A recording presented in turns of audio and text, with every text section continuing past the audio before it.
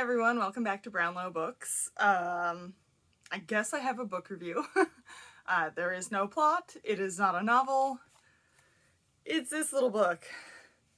Footnotes from the World's Greatest Bookstores by Bob Eckstein. True tales and lost moments from book buyers, booksellers, and book lovers.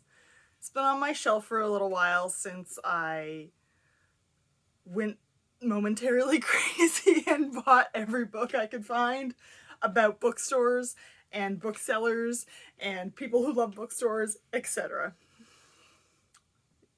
That's it. So, first thing I'm going to say about this book is it's interesting in terms of format.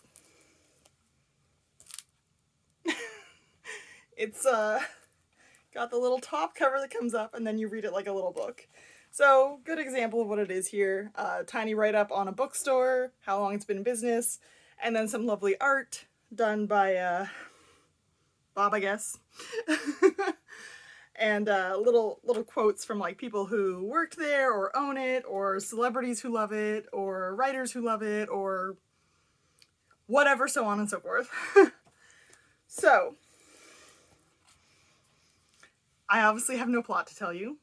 It's a little collection of like 50 of what he considers to be the world's greatest bookstores. So some of them are still going in business, wonderful, and some have closed. I think this was like a 2015 where we were kind of closing things. So some of them are closed. Either like a few of them were closed in 2015, which is why I think this was 2015 or 2016 that this was published. But there are some that were closed earlier than that. It's like iconic things, it's lesser known but awesome things, like it is all kinds of bookstores. I want to say from all over the place, but it is predominantly American. There's some from China, Italy, one from Canada, Monroe's Books on Vancouver Island. Yes, owned by the Alice Munro poet. So, the art. It's a distinctive style. It's really cute. I really enjoy it. I'm looking at it and I'm like, it's just like so whimsical because it takes out like everything around it and the focus is on the bookstore. So I enjoyed that. Most of the write-ups are good.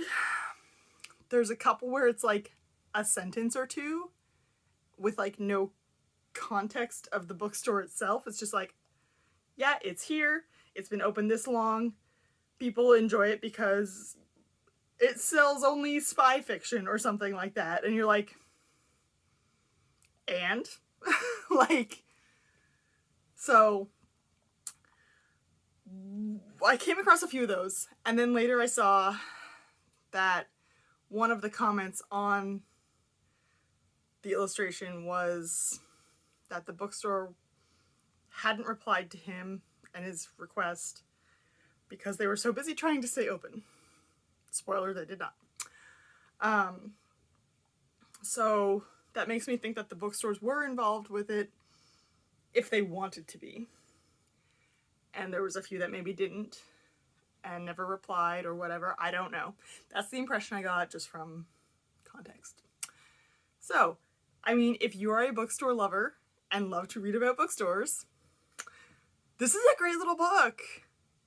Like, I really enjoyed it. It took up an afternoon where I was stressed out and needed to calm down, and I'm reading it and I'm like, this is it.